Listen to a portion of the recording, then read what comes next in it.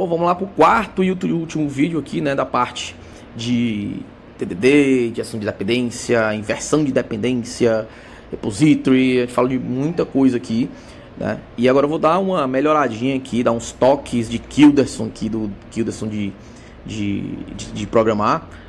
Coisas que eu já passei, já fiz muito, como eu falei no vídeo passado, já trabalhei com DTO assim, né, sendo um arrayzão, uma sacola de dados ali solto para levar para um use case, para um service. Mas o tempo acabou me mostrando que isso não vou dizer que é errado, né, mas existem formas melhores de fazer, tá? Isso aqui funciona, desde que você cubra com testes, né, mas eu fazendo com DTO mesmo, uma classezinha do DTO, eu tendo a fazer menos testes, né? Então acredito que isso seja válido mostrar aqui, né? Só para coisa que eu não falei na aula passada, né? No vídeo passado, é que o padrão repository exatamente para separar, né? Para criar uma camada ali, para que ele não mistura parte de banco de dados, de fonte de dados com negócio, né? Como a gente viu aqui na nossa classe de produção, ó, essa classe aqui ela não sabe qual é o banco de dados que está sendo usado. Ela não sabe que fonte de dados está sendo usado, não sabe, e para ela não importa desse jeito aqui. Então a gente criando um repository, né, criando aqui uma interface que vai alguém implementar depois, faz com que a gente tenha esse desacoplamento de regra de negócio, puro regra de negócio, com infraestrutura. Tá? Eu estou falando de banco, mas também podia ser um sistema de log, podia ser um sistema de fila, podia ser APIs, pode ser tudo que for relacionado à infraestrutura, tá? Então o repository é basicamente isso, tá? Então vamos lá agitar esses DTOs aqui, né? Vou transformar em DTOs, classes de DTOs de verdade, né? E qual é a ideia? Eu não vou criar nada ainda, vou fazer como eu sempre fiz. A minha ideia é ter algo assim, ó. Eu vou tirar esse input data e vou fazer assim, ó. Input data é igual a new input data. Eu quero ter algo assim, onde eu passo aqui o ID e passo aqui o amount, algo assim, tá? Tem forma, você poderia fazer formas melhores. Tem gente que gosta, por exemplo, eu gosto de fazer também um método estático para fazer tipo assim, input data, create from array, algo assim. E eu jogo um array aqui, ele também consegue montar o objeto, mas eu vou fazer algo mais simples mesmo, tá? Um new input data e os dois parâmetros aqui, tá? E esse input data eu jogaria aqui dentro, tá? No execute, como tá aqui, tá? Se eu executar esse teste vai falhar, né? Vamos seguir lá o TDD, ele vai falhar dizendo que a classe não existe. Então vou criar essa classe aqui dentro de source. Vou criar essa classe aqui dentro de source. Vou botar aqui final class input data. Se você não sabe o que é um DTO, é basicamente uma classe que vai receber dados para passar para algum lugar. Data transfer, de data transfer object, DTO, objeto de transferência de dados. Então basicamente ele vai, e eu gosto muito de fazer esses DTOs imutáveis, tá? Ou seja, você plotou um valor nele, ele vai ser esse valor até o seu ciclo finalizar, tá? Então eu vou criar aqui no construtor um public read only, no caso é int customer id e public read only float, né, amount. Amount USD, né, se eu não me engano, é isso, amount USD. Vou deixar os mesmos nomes. Só com isso aqui a gente já consegue fazer um monte de coisa, tá? Então esse cara aqui é o input data, tá? E aqui ele vai, se eu executar esse teste, ele vai falhar porque ele está esperando um array lá, né? E eu estou mandando um input data, tá aqui, ó. There must be array. Então eu vou abrir aqui o execute e esse cara aqui vai ser um input data, tá? Só que tudo que for chamado de array aqui agora, eu tenho que fazer assim: customer ID, customer ID. O que mais? Deixa eu ver se tem alguma coisa aqui. Tem amount data aqui, ó. Esse cara vai ser amount USD. Esse cara também aqui, ó. Esses aqui também acabei nem vendo, ó. Deixa eu fazer o seguinte, melhor, né? Assim. Vou com o comando de R aqui. Vou fazer assim. Só substituir, tá? Assim. E que mais? Customer, dollar quotation, input, amount, pronto, acho que foi. Tá? Acho que foi, né? Mas o meu teste vai dizer se realmente foi, né? Isso é o que é legal.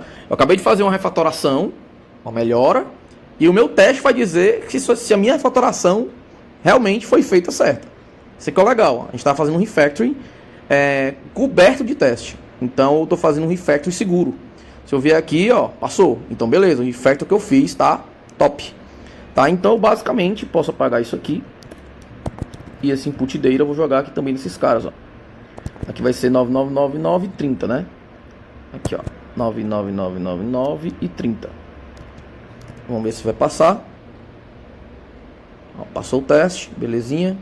Vamos pro próximo. Aqui é a mesma coisa. Aqui é 1,30. 1,30, input data, pronto. Foi. E esse teste, esse último que a gente fez aqui, não vai fazer nem sentido ter mais ele, né? Imagina se eu tivesse dois aqui, um pro Amount SD e um pro Customer ID, né? Eu ia ter aqui, ó, dois testes a menos, ó. Esse teste nem faz sentido mais ter, porque esse meu execute está esperando um DTO, não mais um array, tá? Então isso aqui, ó, morreu, não preciso mais dele, tá? E aí a gente já deu uma melhorada aqui, ó. Já deu uma melhoradinha aqui, ó, no nosso software, né? Uma outra coisa que também a gente pode fazer é fazer com que a saída também seja um DTO. Mas a saída, até eu já vi algumas abordagens, eu também já usei saída com array.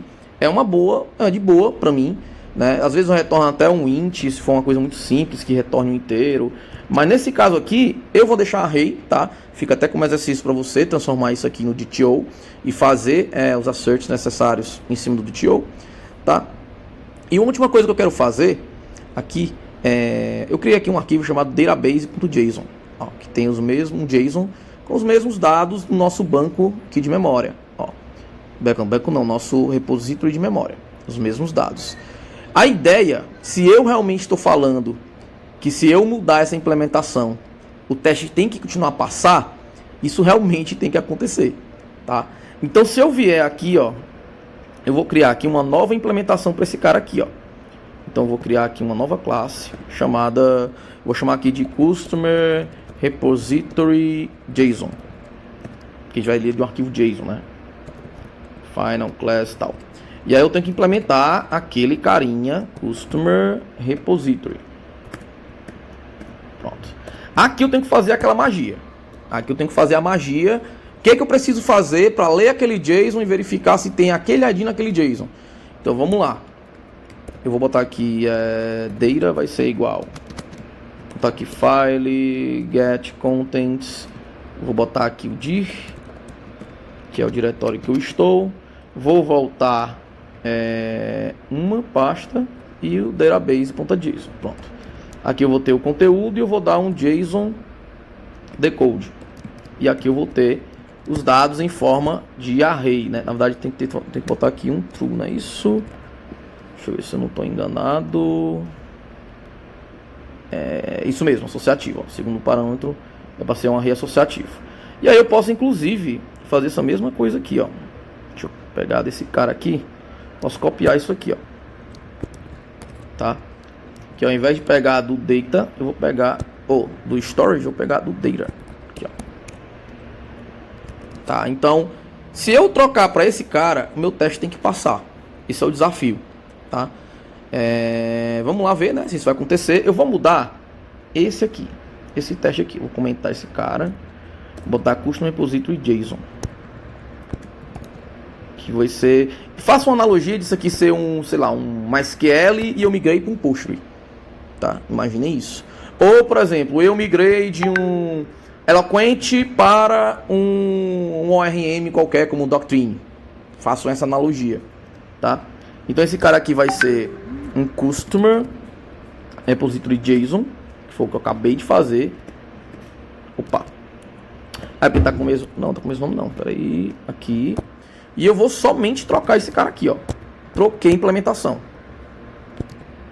Troquei implementação. Vamos ver como é que vai se comportar isso.